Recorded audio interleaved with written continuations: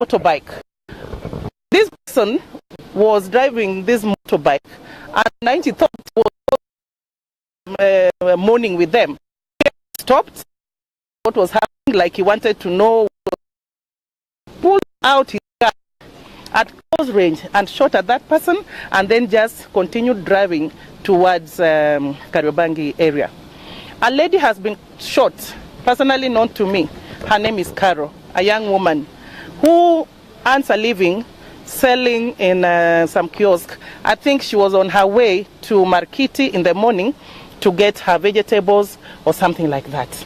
I want to state that from eyewitnesses and from the people who are shot, who are known to me personally, as you know that I was the area MP for Kasarani, which includes Babadogo area, and these are people, young men who are known to me personally.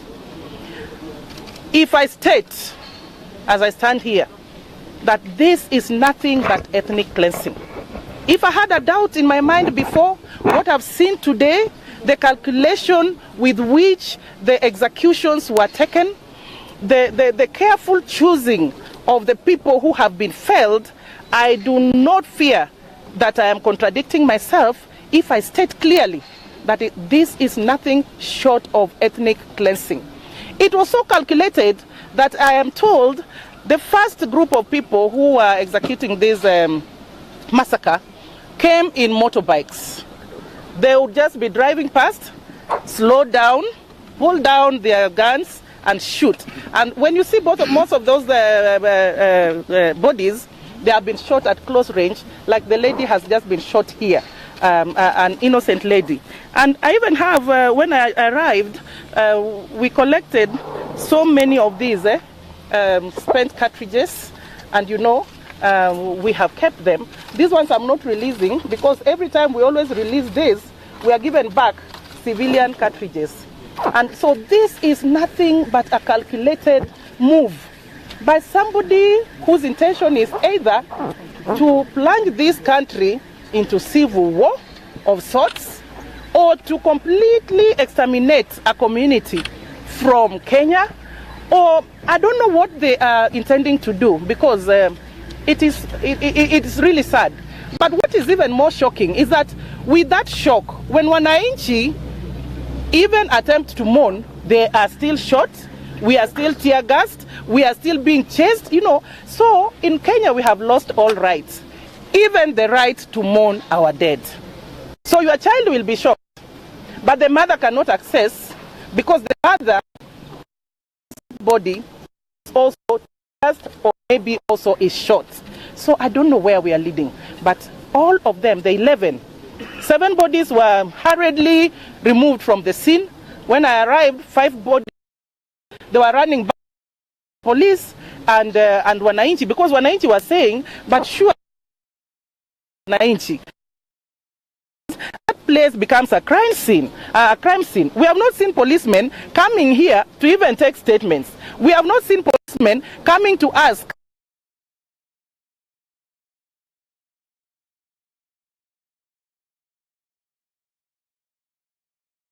us, and that water that they always sprinkle on, when people disperse, then they hurriedly those bodies out of the scene. An opinion?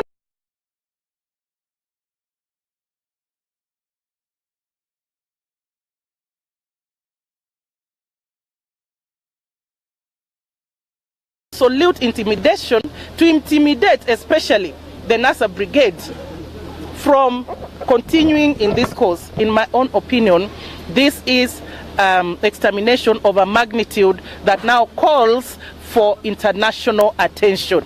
We are being killed at a rate that cannot just be normal. Yesterday, only yesterday, 18 lives were lost yesterday. Today, 14 lives actually now, today, because 2 lives were lost in Mathare North at around midnight, and the police took off with the bodies. Now 11 plus the last one that was lost. Now we are doing 14 plus 18 in less than 24 hours. In my opinion, that is genocide.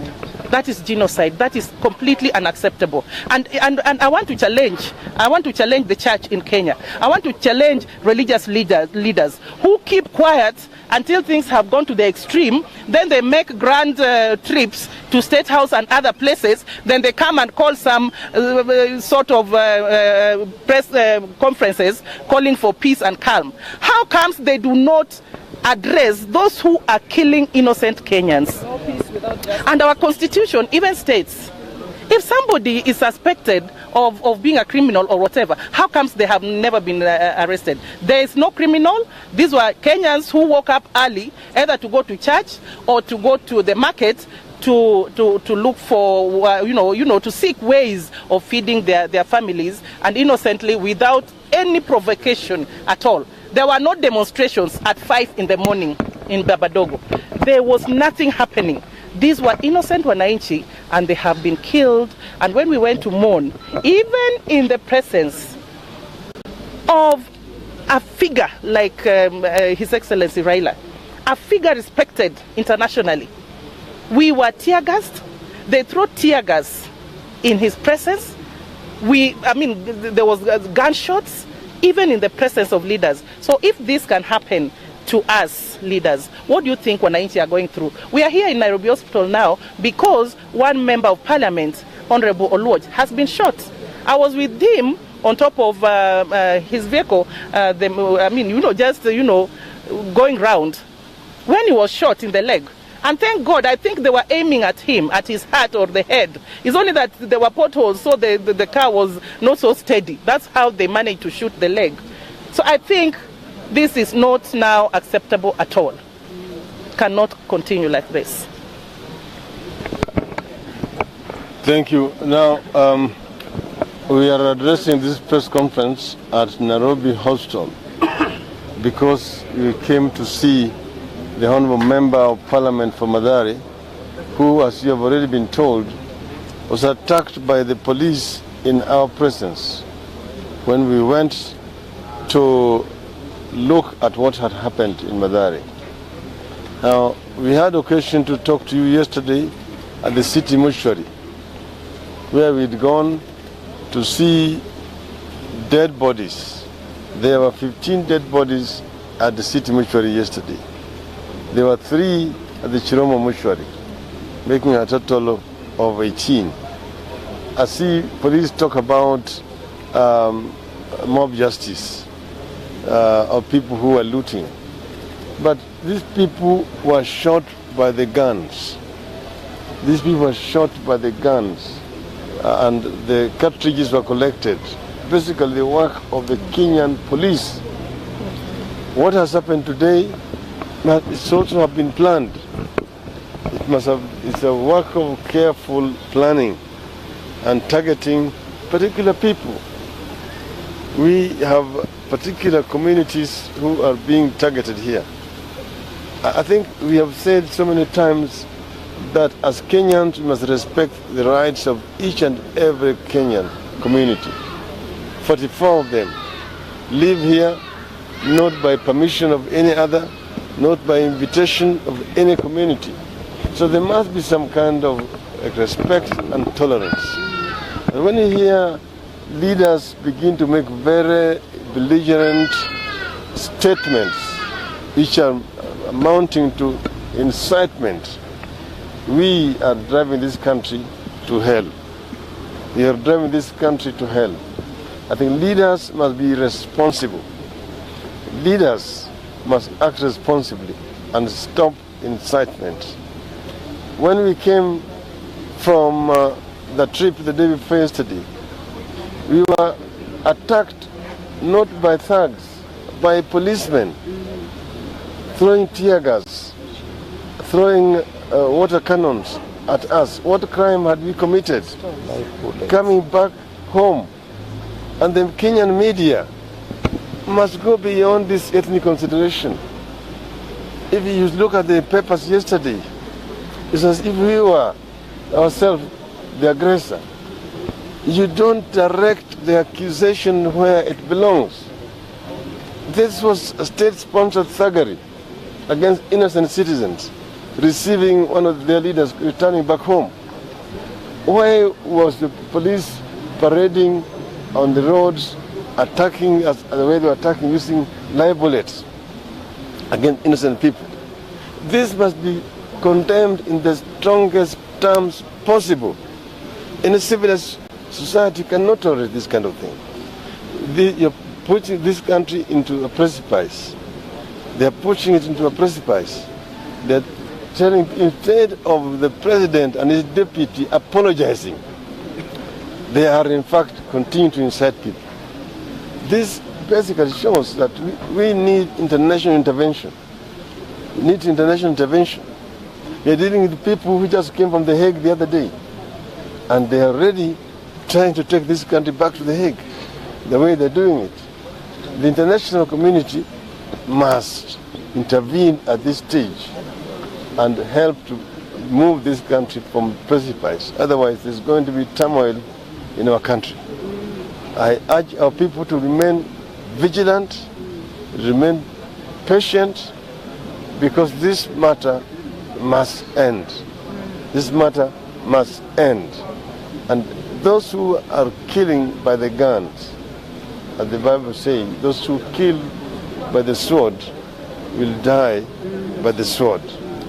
So this is the time for the voices of reason to speak. The members of the church, the leadership of the church need to speak now. We are shocked to see the church silenced, trying to equate wrong and right.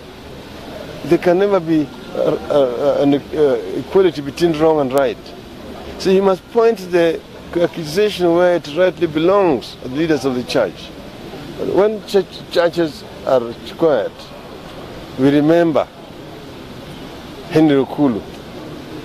We remember Bishop Muge. We remember Bishop Gitari.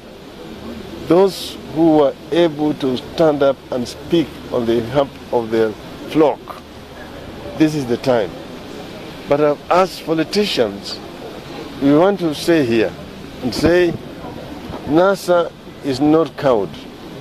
NASA will not be intimidated. NASA will not be pushed to surrender. NASA will stand firm with the people of Kenya to ensure that justice is ultimately obtained. We must look beyond tomorrow as Kenyans. Life is not going to end tomorrow. It will begin, and it will continue until justice is received. We must have electoral justice in Kenya. So the time when elections are rigged must end, and it is ending in the year 2017. Thank you.